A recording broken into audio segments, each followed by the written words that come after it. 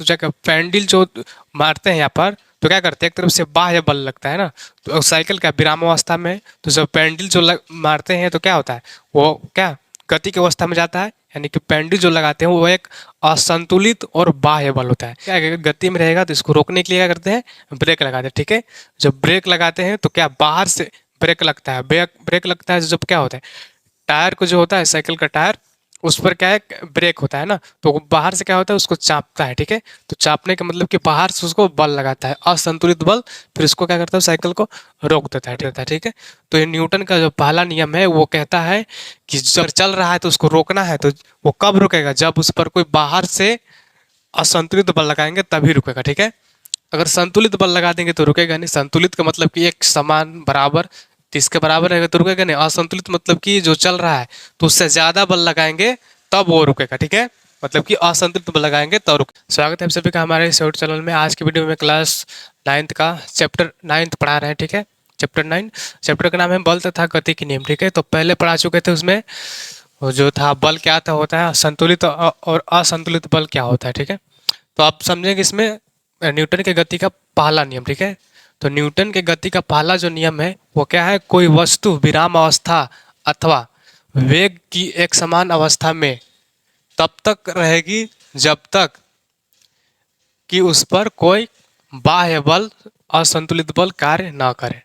यानी कि कोई भी वस्तु अगर वो विराम अवस्था में है अथवा एक समान के गति की अवस्था में है, तो जब तक वो गति या विराम रहेगा, जब तक कि उस पर कोई बाह्य बल, बाह्य मतलब कि बाहर से कोई असंतुलित बल न लगाया जाए। जैसे कि कोई एक एक साइकिल का उदाहरण लेते हैं। ठीक है, तो साइकिल जो क्या होता है, साइकिल जो विरामावस्था में रहता है तो उसको जो चलाते हैं वहाँ पर, तो जाकर पैंडल जो मारते हैं यहाँ पर, तो क्या करते हैं, एक तरफ से बाह्य बल लगता है ना। तो साइकिल का विरामावस्था में, तो जब पैंडल जो मारते हैं तो क्या होता है, वो क्या गति की अवस्था में जाता है। यानी कि पैंडल जो लगाते हैं वो एक असंतुलित और बाह्य बल होता है।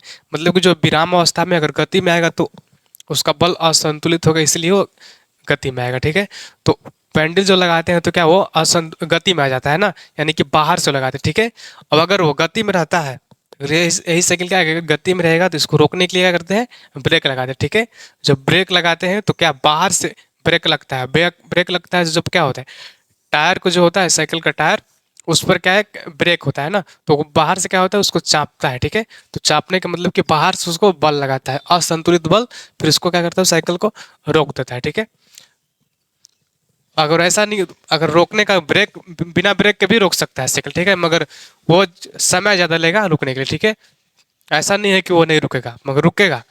रुकेगा तो उसका भी कोई मतलब हुआ ना कि बाह्य बल के कारण ही रुकता है। ठीक है, तो बाह्य बल कैसे उसमें लगता है, कोई भी चीज़ अगर रास्ते पर फेंक देंगे तो चलते चलते रुक जाता है। क्यों रुक जाता है, क्योंकि घर्षण के कारण रुकता है ना, घर्षण होता है इसलिए तो रुकता है ना। घर्षण के कारण उसका गति क्या कम हो जाता है। ठीक है, तो बताए थे घर्षण क्या होता है, क्या प्रतिरोधी बल होता है घर्षण, जो गति को कम कर देता है। ठीक है, तो ये न्यूटन का जो पहला नियम है वो कहता है कि जब कोई वस्तु अगर विराम अवस्था में है या फिर गति की अवस्था में है, तो तब तक गति की अवस्था में रहेगी या फिर विराम की अवस्था में रहेगी जब तक कि उस पर कोई बाह्य असंतुलित बल न लगाया जाए।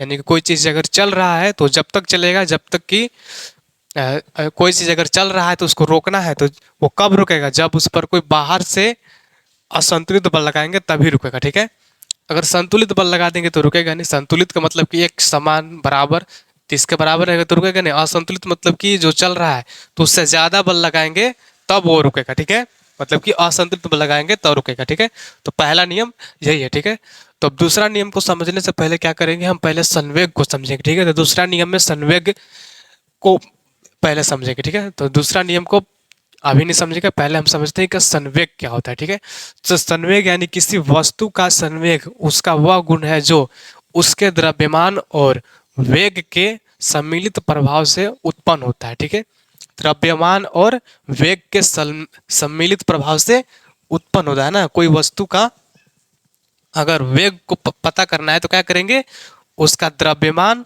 और वेग को मिलाएंगे तब पता चलेगा कि उसका संवेग कितना होगा।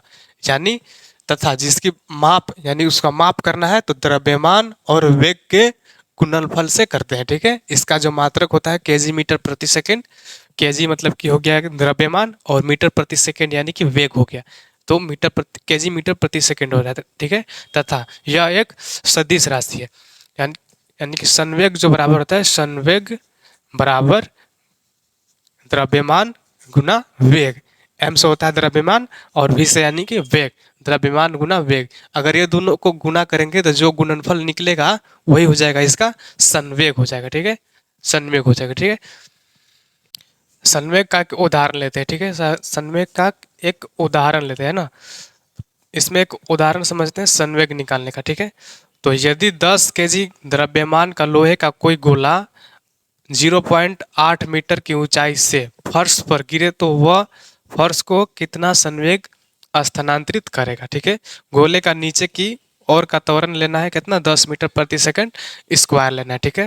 यानी कि कोई भी द्रव्यमान है 10 केजी का द्रव्यमान वाला कोई एक लोहा है, ठीक है, गोल है, ठीक है, उसका द्रव्यमान कितना है, 10 किलो है, ठीक है। तो वो कितना पर ऊंचाई से गिराया जाता है, 0.8 मीटर की ऊंचाई से गिराया जाता है, ठीक है, फर्श पर गिराया जाता है। तो उसको पता करना है कि उसका संवेग स्थानांतरित कितना करेगा, ठीक है, फर्श को, ठीक है। और फिर गोले का जो निचला सिरा लेना है वो लेना है 10 मीटर प्रति सेकंड स्क्वायर, ठीक है। तो यहाँ पर दिया है कौन है, पहले यहाँ पर दिया है u, यानी कि प्रारंभिक वेग कितना, 0 है, ये पता नहीं है, ठीक है, 0 है। और यहाँ पर जो जो इसका द्रव्यमान जो दिया है, जो त्वरण दिया है इसको नीचे का त्वरण, वो कितना जी से लेना है, यानी कि 10 मीटर प्रति सेकंड स्क्वायर, 10 मीटर प्रति सेकंड स्क्वायर लेना, ठीक है। ऊंचाई कितना दिया है, ऊंचाई दिया है 0.8 मीटर, ठीक है, इसका ऊंचाई है।